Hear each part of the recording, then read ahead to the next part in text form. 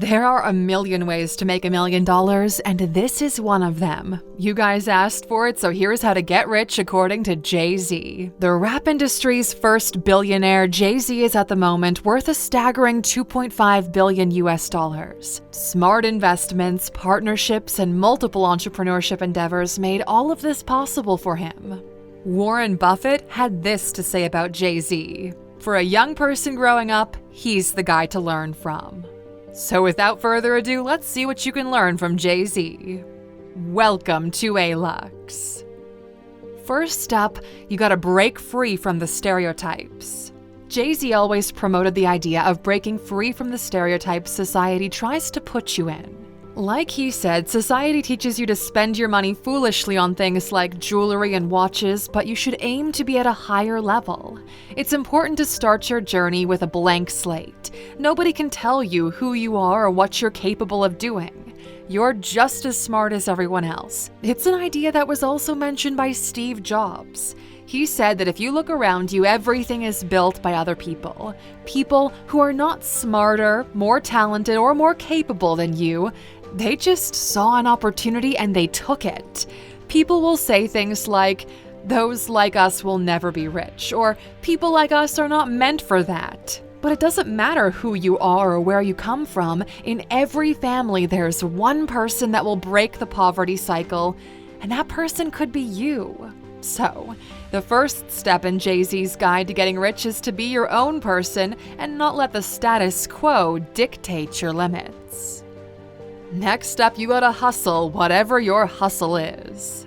From his early days on the streets of Brooklyn to his $100 million deals, Jay-Z has always been a hustler, and he advises you to become one as well. In his words, a hustler is anybody that gets up every single day and figures out a way to make good for themselves in this society. Anybody who's got the drive to make something happen for themselves. It's about the drive that makes you go at it every single day. In a way, this is the leverage that only the people who grew up in unfavorable conditions can have. When there are no real job opportunities, no way to make a career for yourself or to get educated on a higher level, your only real option is to go after it with your own two hands. Use this as energy and motivation rather than a thing that holds you back. Create your own brand. Like Jay-Z famously said, he's not a businessman, he's a businessman. He decided he'll create his own brand, his own product, and his own merchandise rather than being the pawn of others. And this mentality, it's allowed him to see opportunities in the market with a clearer vision. And that vision led him to creating his own music label and his own clothing line and so on. So here's the thing, and we can actually talk about this on a personal level. Years ago, here on YouTube, there were agencies that were supposed to help young creators with better tools, better reach, and so on. Think of them kind of like talent agencies. And the way they profited was by getting a cut from the revenue their creators generated. But the thing is, it was a pretty hefty cut. We were actually approached ourselves by such an agency a while back, and we respectfully declined. The thing is, once you give up control over you, you're done. And this happens a lot in any industry. We're living in a time where the tools you need to create your own thing are widely available. It'll always be a good idea to create your own thing rather than selling your soul to the highest bidder. Ownership is key. The trend of owning your own stuff is prevalent through Jay-Z's music. He started Rockefeller Records in 1995, which allowed him to keep most of the profits from the music he made. That allowed him to have enough resources to start additional endeavors, like his clothing line Rockaware, which he later sold for $207 million US back in March of 2007. And if you've watched our previous videos from this series, you'll see that ownership, or better said, equity, is something everyone mentions in one way or another. The only way to get wealthy and to make big jumps in quality of life is through owning things that increase in value over time. Ownership is key. But what should you do if you don't have the means to own big things? Well, if you can't own the building, at least own the stock. Like Jay-Z said on Pharrell Williams' Entrepreneur, if you can't buy the building, at least stock the shelf and then keep on stacking until you stockin' for yourself. In business, like everything in life, there's baby steps. If you can't make the big moves yet, make some smaller ones that build something bigger. If you can't buy the building, buy the apartment. If you can't buy the company, buy the stock. In other words, if you can't buy the full thing, buy a percentage. There will always be a minimum that you can do just to put yourself on the right path. And that minimum is what you need to start with if you're at the very beginning. This lets you in the game. It makes you aware of what's happening and how things work. It brings you into the conversation and you start understanding things a bit better. The importance of credit. You want to know what's more important than throwing away money at a strip club? Credit. That's one of the lines from Jay-Z's The Story of OJ. Now, here's the thing. You can buy a house with cash, but you can buy the whole neighborhood with credit. At the end of the day, this is all about understanding how to leverage financial tools. Rich people use banks to make money, while poor people use banks to lose money. Financial education is at an all-time low, and because of it, people always fall victim to the predatory behavior of this topic. Just take a quick look at the YouTube comments. We bet most of the comments on these videos are scammers trying to sell you on a get-rich-quick scheme with some obscure investor. And you know why scammers and bots are so rampant? Because people don't know any better. They think financial education is for bankers and accountants. Generational wealth.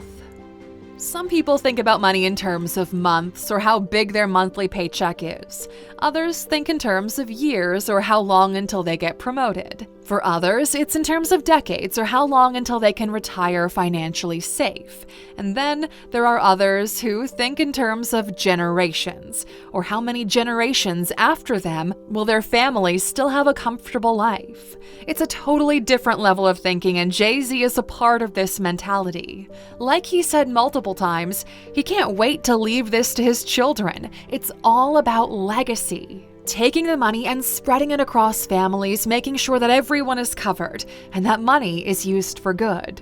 When you think in terms of generational wealth, you stop paying attention to the mundane things the average millionaire thinks are important. It's all meaningless. You only care about how your work benefits your people, and that gives you a whole new level of energy. And actually, we dedicated an entire video to generational wealth, which you can check out by clicking the link in the description. What's better than one billionaire? 2.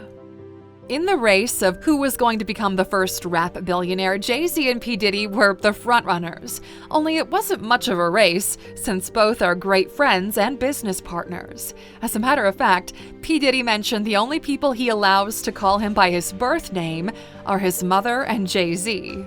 And like Jay-Z said, over here we measure success by how many people successful next to you. The point he makes is that you can't be successful if everyone around you is poor. This isn't about hanging out with other people, it's about building something greater together. Nobody can do it alone, and especially not jumping from one social circle to another, hoping the environment alone will provide for them. Find like-minded people, then elevate each other to new heights. Stay close to what's close to you. Every business Jay-Z ventured into was always closely related to something he was already involved with. Rock Nation was for his music. Rockaware was made after he saw people at a concert not wearing anything related to him. Tidal was made for the industry as a whole, with a big focus on giving more control and more revenue to the artists. As for Armand de Brignac, the champagne he bought in 2014, well, that's a bit of an interesting story. You see, back in the day, Cristal was the preferred champagne in rap videos.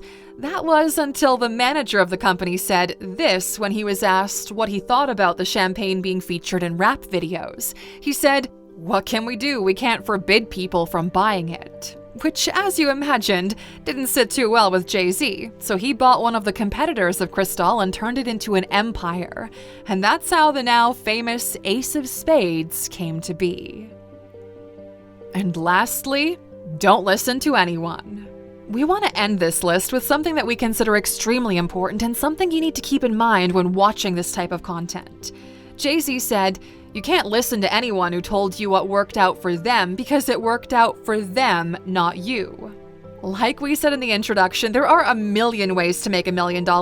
Some will work for you, some won't. Some circumstances are similar, while in other cases you're at polar opposites. Are you going to build an empire out of the profits of your records like Jay-Z did? Well, no, probably not. You need to understand what applies to you and what doesn't, and in the process, forge your own path. Cherry pick what works. This is also the reason why we think this series has great potential, because after you see how hundreds of people did it, the vision for your own path starts to get a little bit clearer. We hope you found this video to be helpful, Aluxer, and as a thank you for sticking with us until the end, here's a bonus. If you can't buy it twice, you can't afford it. This is one of our favorite Jay-Z quotes, and we mentioned it a couple of times. There's a difference between what you can pay for and what you can actually afford. And a good rule to figure out if you can actually afford something is if you can buy it twice easily. We'll see you back here tomorrow, Aluxer. Take care.